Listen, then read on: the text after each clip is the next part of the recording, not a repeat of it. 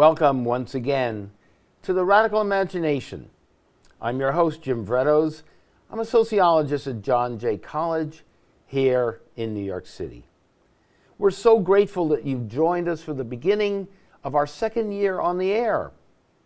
From our very beginning, the Radical Imagination felt there was a profound need to have a discussion to help bring about a more progressive and humane world. We've tried to offer ourselves as a forum that would help bring together people from all walks of life who are interested in revisiting that discussion and commitment to political, economic, intellectual, and spiritually progressive change. The left famously at times has had difficulty doing that. Sometimes it hasn't realized that the American progressive populist tradition is both political and spiritual.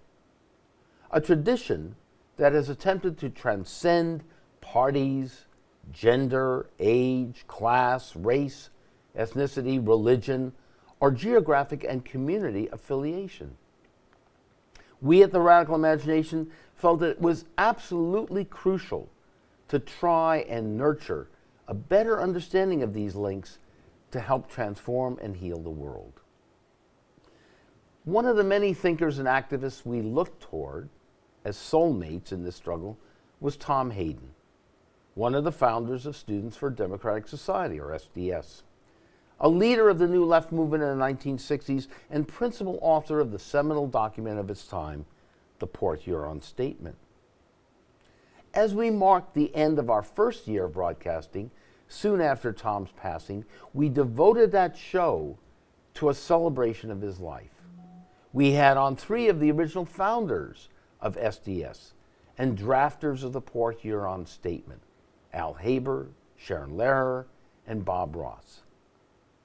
My co-host on this show, Stanley Aronowitz, also played a major role in the drafting of the statement. And the first thing they all mentioned about the importance and legacy of Port Huron was its recognition to connect those links, and above all else, the need for a transformation of values.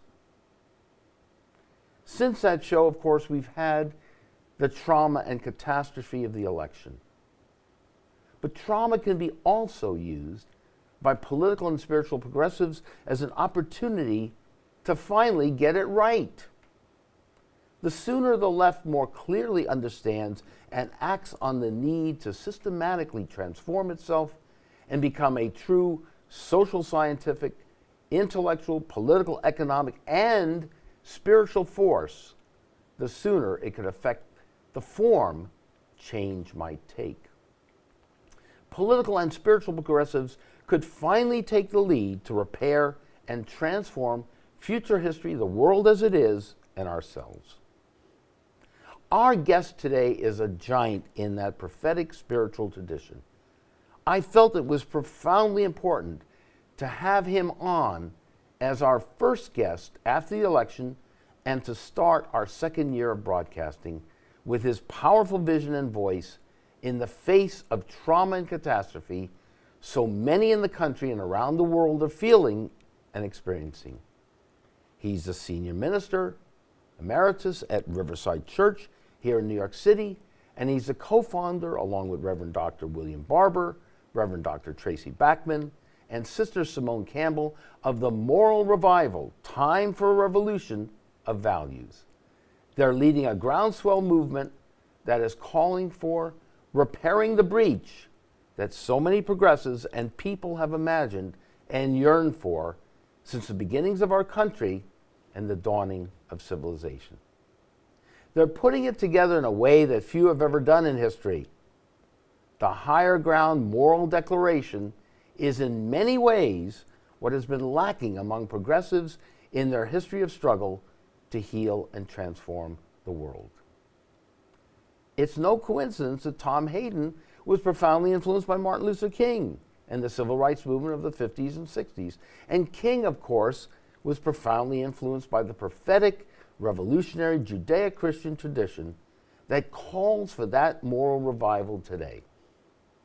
The Radical Imagination has signed on to the Higher Ground Declaration And we feel so blessed and honored to have one of its major architects, Reverend Dr. James Forbes, here on The Radical Imagination. So welcome, Dr. Forbes. Thank you so much for being here. Good to be with you, Jim. It's a pleasure. It's an honor. So tell our audience who may or may not have been going to regular church services, synagogue services, mosque services, what you're trying to do. What do we mean here? Healing the breach, breach repairs, standing in the gap. Where does that come from? What is your efforts here in doing that? You may find it very interesting that Dr. Martin Luther King gave a speech at the Riverside Church 1 year to the date of his assassination. It was in regards to the war in Vietnam, and he indicated that the time had come to break silence on the matter. Although he was a civil rights leader, he felt that his moral responsibility had to reach out to address that issue, an issue in which we were engaged in a war many, many thousand miles away from the shores of this country, but that he felt that violence there was a reflection of some decay of the fundamental values upon which this nation was built. So in that speech, Dr. King made a comment that has captured my imagination, that has helped to spark this moral revival, and this is what it was. He said, if America is to be on the right side of the world revolution, she must undergo a radical revolution of values. Right. That was fascinating to me. I had not heard it put that way before. Now, I was not there that night, but at Riverside, every year when we celebrate Dr. King's birthday, instead of simply reading the speech, I have a dream that one day black boys and girls will walk together, at Riverside, they tended to read his speech, A Time to Break Silence. Through the years, something dawned on me, that not only did he mention that one time, the need for a radical revolution of values, in the next couple of paragraphs or so, he mentioned a total of 7 times a need for a revolution of values. Now, when I retired from the Riverside Church in 2007, I decided, well, what am I going to do now? Well, I established Healing of the Nations Foundation, and then I said, well, what are we going to be doing?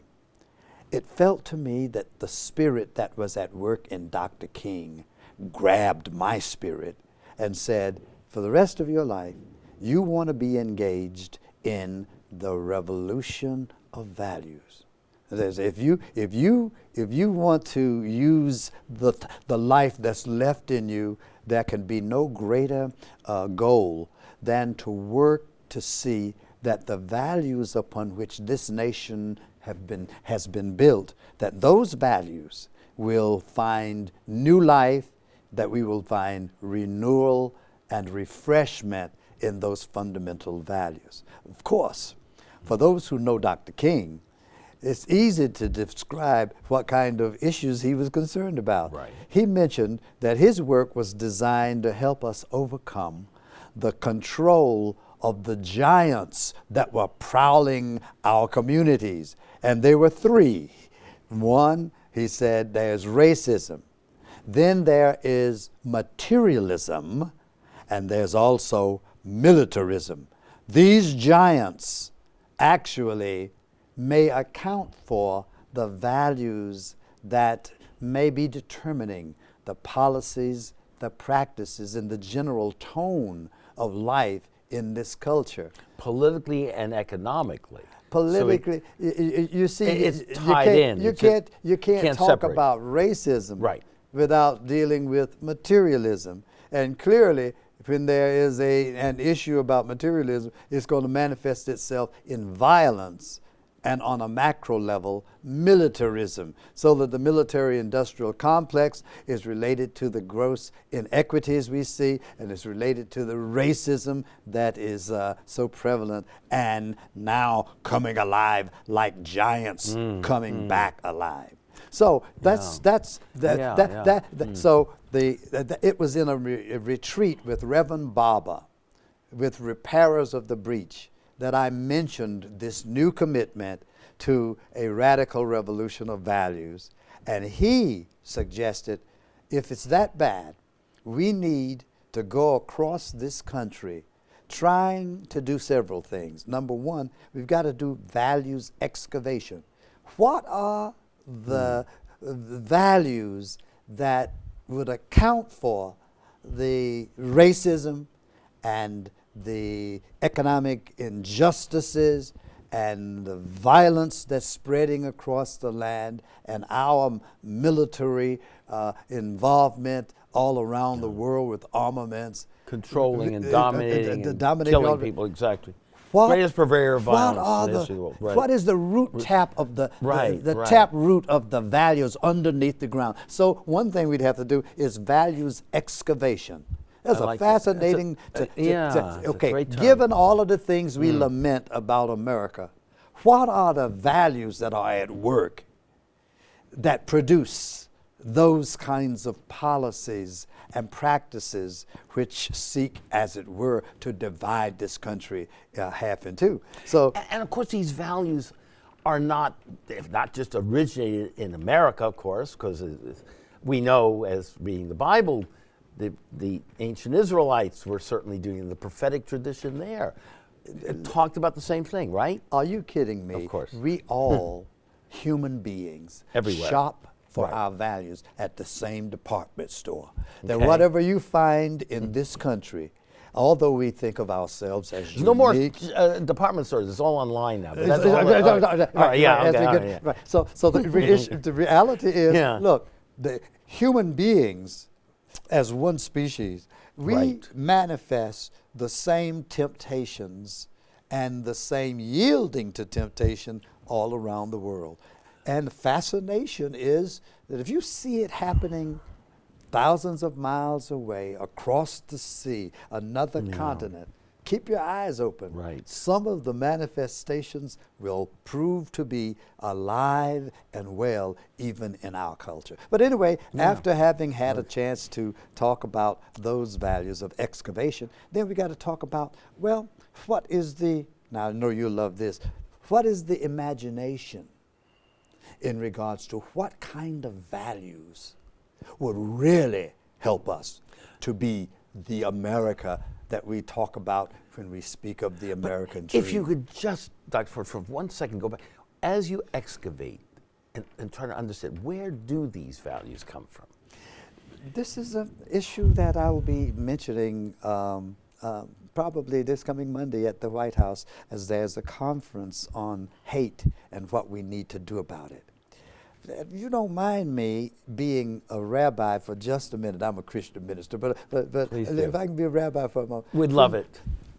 I went- Non-denominational. I became convinced that the story of Cain and Abel must be understood as God's way of trying to give us some fundamental understandings necessary to help the creation be progressive, to move in a more humanitarian or humanizing direction.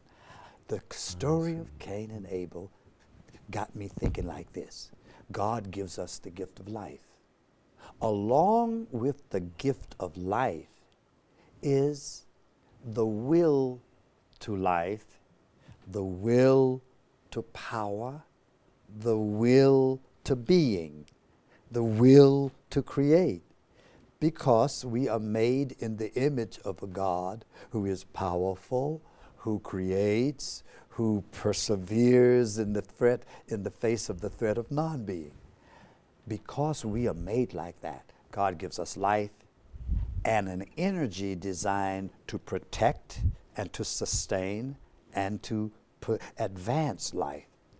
Now, here's the problem. Very intimate interaction with God and humankind. And humankind. That's very, if I may, Jewish. Yeah, well, right. Right. Well, this is that's why I asked you to let me be a rabbi, Go because in Yeah. being a rabbi, I go back to the ancient story and recognize that those stories not necessarily by all of us to be taken as literally as some people tend to do so, but they are pedagogy. They are teaching humankind what kinds of values must be in place if civilization is to advance. What I picked up out of that story, number one, is I think God set it up so Cain and Abel are brothers. And the story is set up by the divine playwright, who is God, who actually sets up a situation where Cain is told that his sacrifice is not quite up to snuff. But his brother's sacrifice, Abel, that's the good one. Now remember, that even though God is the great God of goodness and morality, to teach us a lesson, it's set up.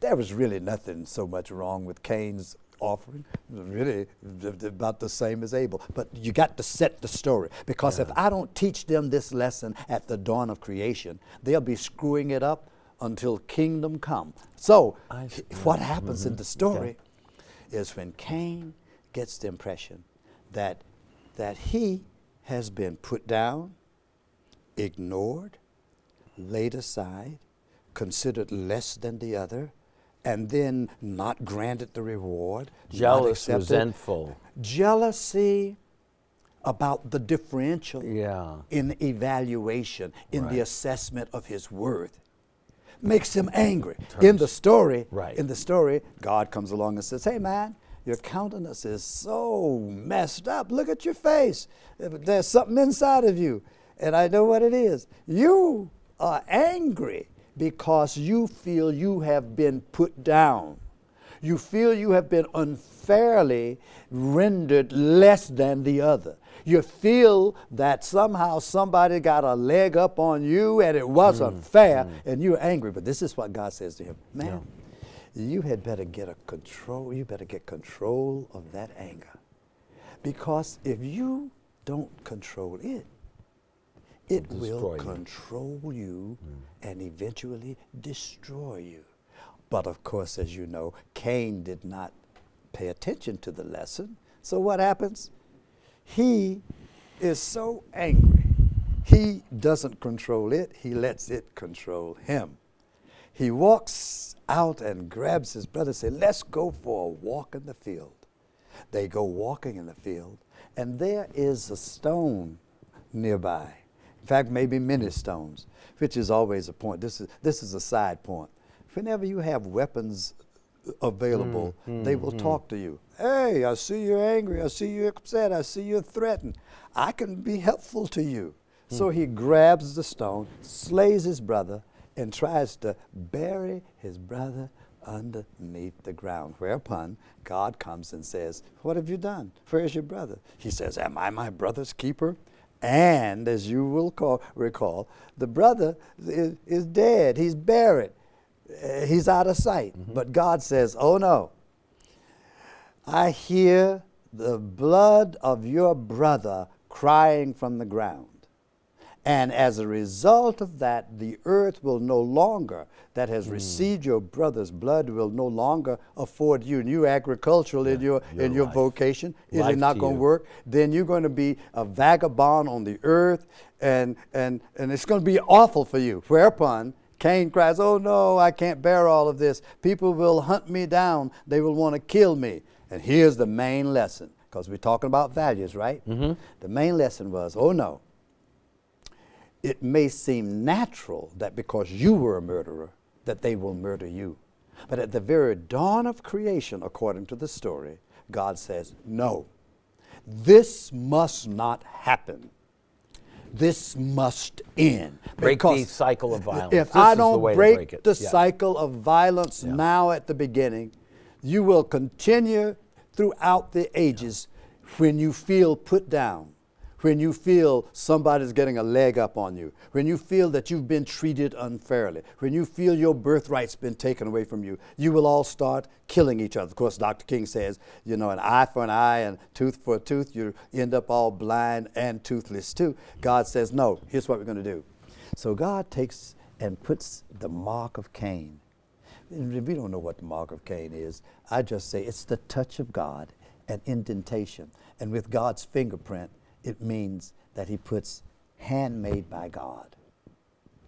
Every human being who walks on the face of the earth is handmade by God. And that means that you must not violate, you must not visit with violent intent, you must find a way to work out the conflicts that exist between you. Because everybody that's alive also has the will to live and is going to recoil when they feel constricted in life or restricted or dismissed or disregarded. You all spend you spend all of creation fighting each other with whatever weapons you've got. The violence must stop. That's a lesson that, according to the rabbis, God wanted to teach us from the beginning. And here we are in 2017, 2016, going towards 2017. Still and we haven't learning the doggone lesson yet. And the campaign brought out the worst of us. Once again reminded us of how important it is that God's lesson to humankind be taught with all of the skill that we can bring to end the hatred, to end the violence, to teach us that there are differences between us. And the difference is actually an evidence of the gift of God. And the differences are occasions of jealousy. The differences can be the occasion of put down. They may have some inequalities. But if you're going to be a civilization, you're going to have to learn how to resolve the conflicts without destructive intent. Right. The precious souls of what's all. That's a fundamental value. You asked me where did this stuff start? No, I understand. think the stuff, I understand. In fact, the white voters who felt my job is gone. These other people seem to be doing better than we were doing. Well, let me explain. I was not surprised. It doesn't matter whether you are white or whether you are black or whether you're Latino, whether you're Muslim, whether you're Jewish. If you're a human being, when you experience put down, or when you feel the deprivation of even basic subsistence necessities, you are likely to feel the same thing that the other person from a completely different race, completely different religion, completely different ethnicity, a completely different region, a completely different ideology, we go all feel the same thing. Which means then that a society that has not figured out you cannot allow inequality to exist without it becoming a threat to the well-being of all those. You may be at the top of the economic chart, but if inequality is present where human beings are, you better get ready. Either you find violent ways to repress their natural human longing to have basic subsistence necessities, or you'd better find a way to make sure that, okay, so industrialization or the new technology is putting people out, or the new trade patterns are putting people out of the basic stuff they need to feed their family. If you're wise, I don't care what, you can be a Democrat, Republican, Green, Independent. Transcends parties. You had better find a way that these human beings have basic subsistence necessities. Dr. King said that there should be a guaranteed annual wage, and that people should have jobs if they can work, but if they can't, some method has to be provided. If you want to enjoy all the blessings you've got, you are going to have to make sure that you attend to. Not everybody has to have a yacht. Not everybody has to have a penthouse. Not everybody has to have their own plane, but there had better be subsistence necessities for all people. The Democratic Socialists have had a strong feeling that that was the case for a long time. As did King, as I understand. That was one of the first things as he dated Coretta. The first date, he wanted her to know that he was a socialist. A socialist, yes. Right. So the point. That does get missed at times, as we reported about this. It's mixed because in America it was a dirty word. Yeah. And better to keep us divided. Bernie has at least made it seem, well, at least there got to be some point, and it doesn't mean that we have to adopt the same economic and political or social system. Absolutely. But the moral revival that we are on, which Bernie didn't get to as much as I think he could have. Well, and he had it in him, but that's another thing. But the brother he tried. Everybody knows the shibboleths in the society. Right. He knows that in America that for some people, communism and socialism are two things you just want. It's like the plague, right? Right. It's changing, but right. But the points that we're making in the revival is, we don't care whether you're a Republican, whether you're a Democrat, whether you're independent, whether you're Green Party or what. If you want a quality existence for yourself and your children, you have an obligation to yourself. And it's to about make right sure and wrong. It's not about right and liberal, wrong. You can talk all day long about in fact, the reality is in that story, the way the story is told that I just told you about Cain and Abel, we have the first example of scapegoating. It was God, the divine playwright, who was teaching this lesson that set up the difference. But Cain got the impression that it was Abel who had mistreated him. Abel, no. So one thing, an intelligent, don't use the word intelligent. People with common sense, one of the first things they have to do is figure out, okay, so I'm unhappy about my circumstances. Who should I blame? What should I blame? And is it possible that ideologies of political leaders have learned over the years that one of the things to do is to divide and conquer? Exactly. If I can be made to think that you, a white man, that you, a Jew, that you are my problem, and that if it wasn't for you, I'd be all right. Right.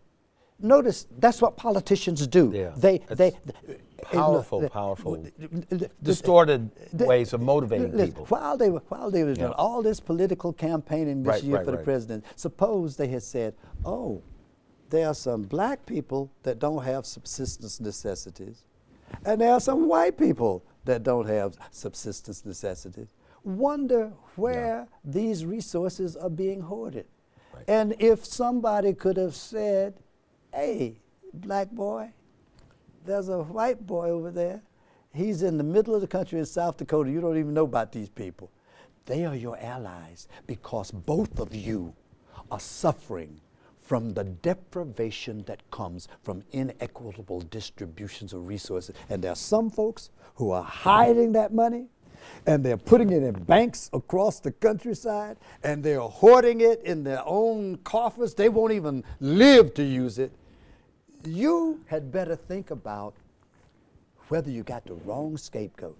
Gay people are not your problem. Black people are not your problem. Latinos are not your problem.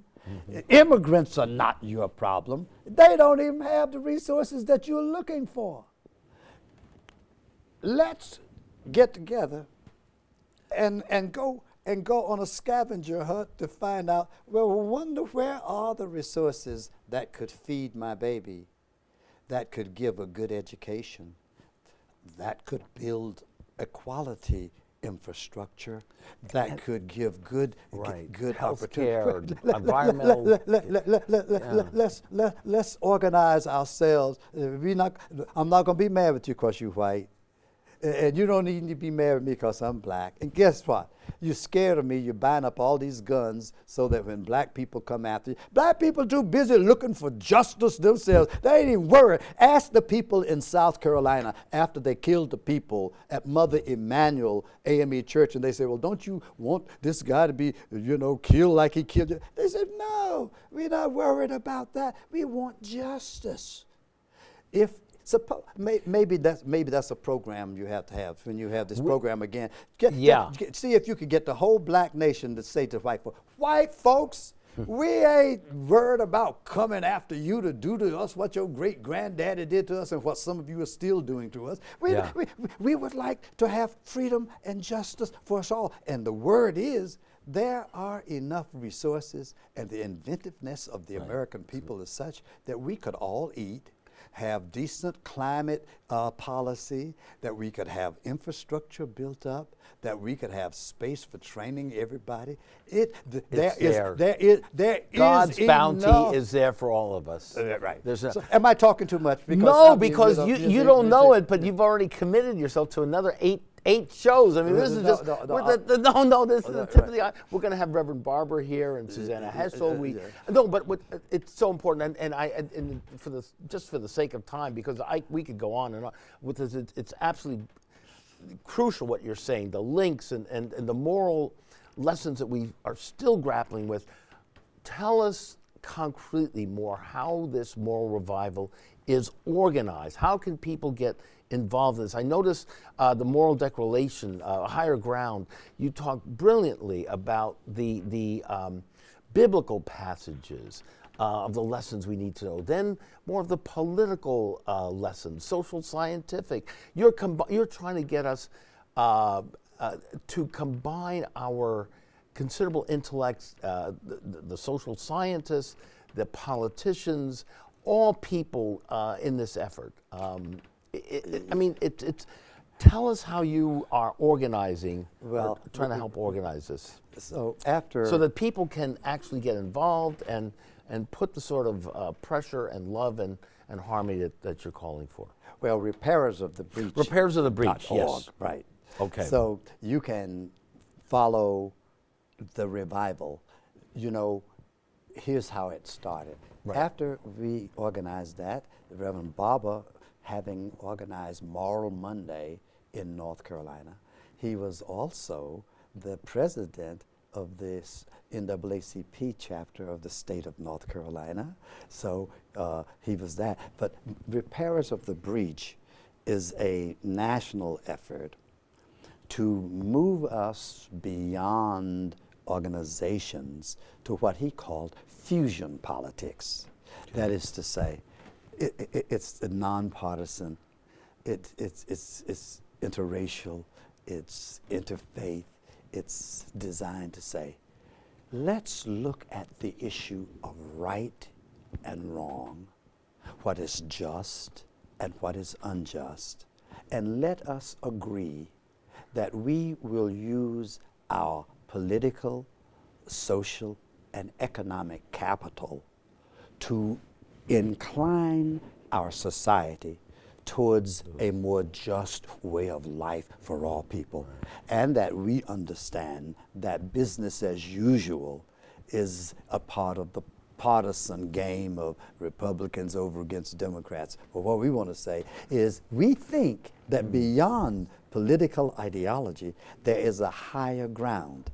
So the higher ground moral document lists the kinds of things that we consider to be not my party versus your party, but human beings together.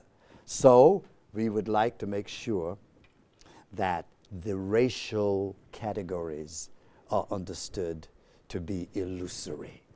That although historically we have developed a structure and the fabric of American life is in sort of suffused by racialistic consciousness, that the differences between us, even by genome projects, science has proven that the difference between us is negligible. Of course. Really.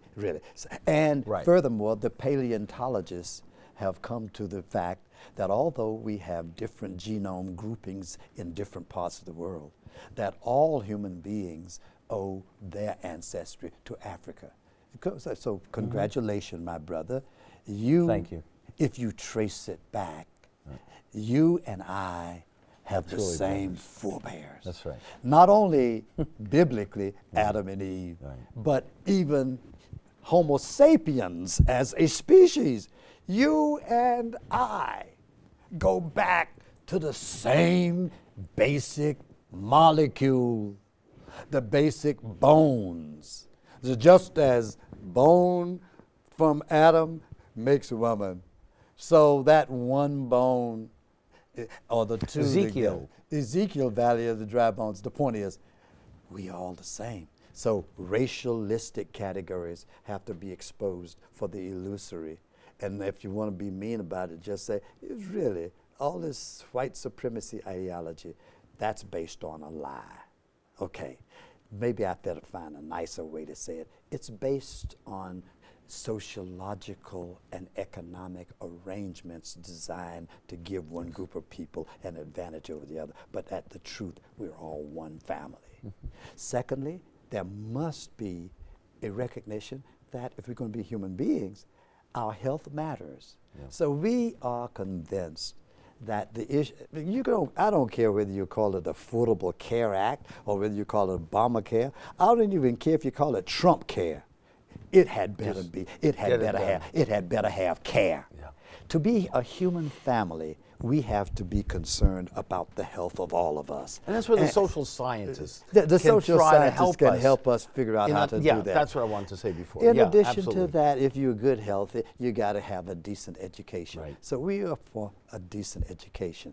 If you have a decent education, maybe you can get a good job. If you get a good job, you have to have good wages. If you are going to guarantee good wages, you have to promote unions that sort of adjudicate between the interests of the corporations and the interests of the workers. And they must recognize that one is too strong for the other to do well unless they are given the strength of collective bargaining themselves.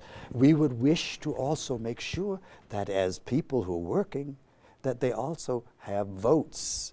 And voter suppression is actually an attempt to tamper with a God-given right that everybody ought to have. The right to vote was indicated biblically when Adam was told, here are these animals. You say what they are, and that's what they're going to be. And also, they were taught, don't eat of this tree, you can eat of all the trees. Namely, to be a human being, you have to make choices, recognize limitations, and you have to have the development of character and strength and discipline to be able to live within the limitations that are required for our sharing the same space on the earth. So to vote. So the Moral Monday movement, our document, is about that. And I think you will discover we are beginning to be aware that in the age of globalization, national boundaries will not allow you to function as if your discrete national boundaries define the extent of your interests. You've got to recognize that we share this great and beautiful blue ball called Earth. We share it together. And that what we do here impacts what's done over there. Absolutely. That if we pollute here, there are no boundaries.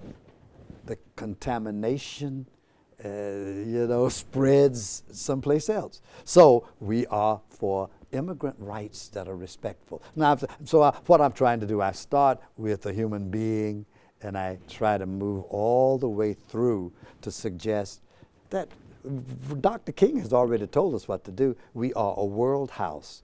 And Dr. King's writings about the world house says we've inherited this house. The only condition is we have to agree to live in it together. And I think that's what the moral revival is all about. How do people do it? Number one, we can travel to wherever the revival is. We can read the literature, and then we can support actions. part of Reverend Barber's effort is to say, let the clergy, Protestants, Catholics, Jews, Muslims get together and use their religious faith to stand in the gap. To stand in the gap, to lift up a vision of the kind of world our faith. This is not Sharia law. This is not trying to say religion ought to determine. But if religion has a vision of what makes for a human community, then we have a responsibility collaboratively to say, our religious traditions, for an example, at Riverside Church when I was the senior minister there, we had a meeting of at least 12 major religious groups. The Dalai Lama was one of them. And we came together to acknowledge that, guess what? In different ways, all of our religious traditions call us to affirm the golden rule. Absolutely. And secular humanists well, part of what our group is, we're not just for interfaith, people of no religion, but who have a human vision. Yeah. They share the same thing. That's the basis of our common appeal. You know, Dr. Forbes, look, I think this is the most powerful movement that is on the table right now. I think it goes back, as you pointed out, to thousands of years of history. This is when we really need to get it together again. And I really think it's the movement that can make all the difference in the world, and it adds dimensions, the moral dimension, which the traditional left has simply not been able to deal with. Think you're and right.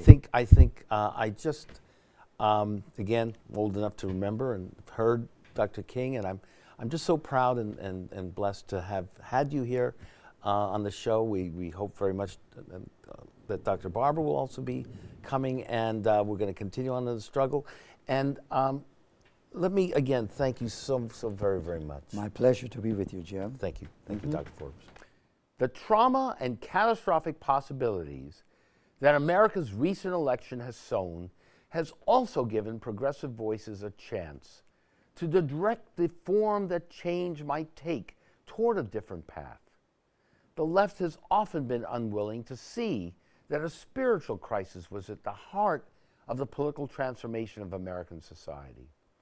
It's also often been reluctant to admit that there is a legitimate basis for the worries and spiritual needs that have attracted people to the right.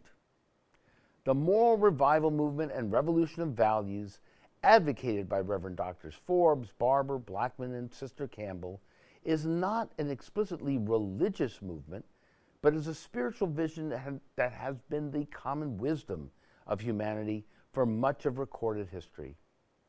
It shows that we do want a different kind of world, a world in which radical love and generosity are the foundation of our public life together, a movement that affirms hope and the highest values of the human race against the voices of cynical realism and fear.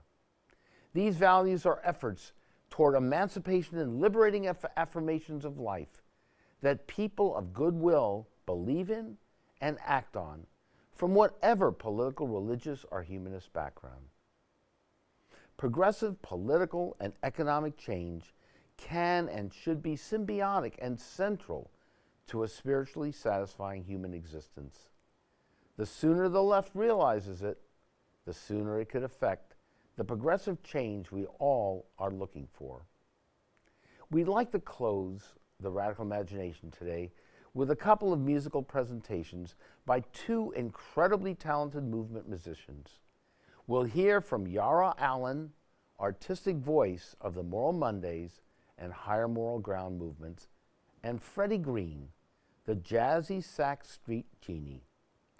Forward together, not one step back. This is your host, Jim Bredos. See you again next week on The Radical Imagination. Work on that. All right, here we go.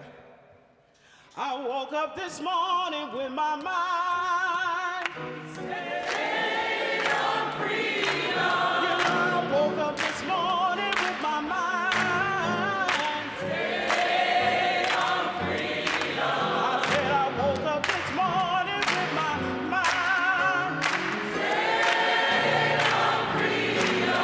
Hallelujah, hallelujah, hallelujah. Come on, put your hands together.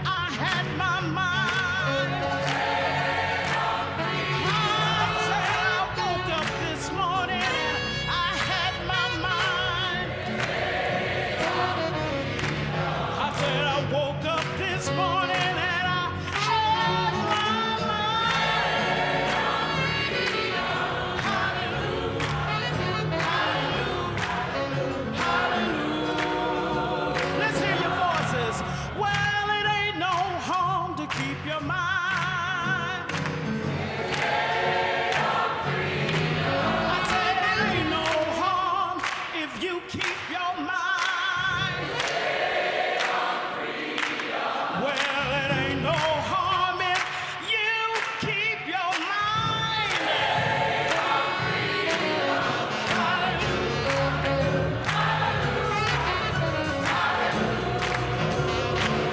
My mama said, girl, go on and keep your mind. And then my father said, you just better keep your mind. That's why I woke up this morning and I had my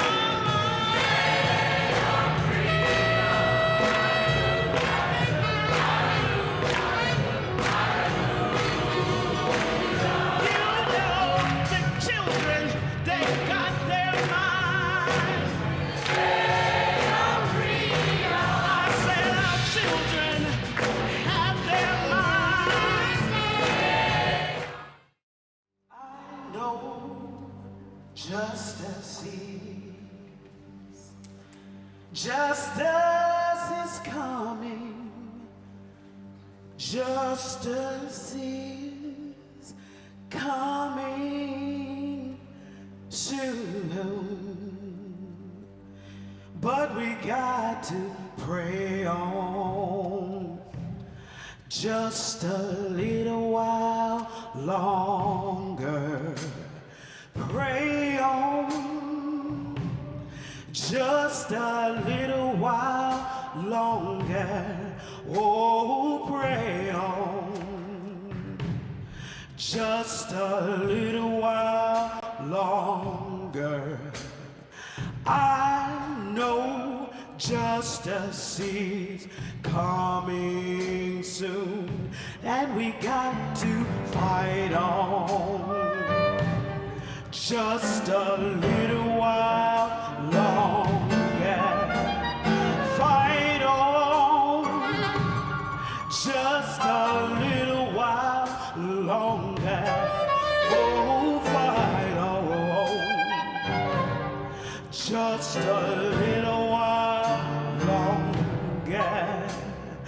I know justice is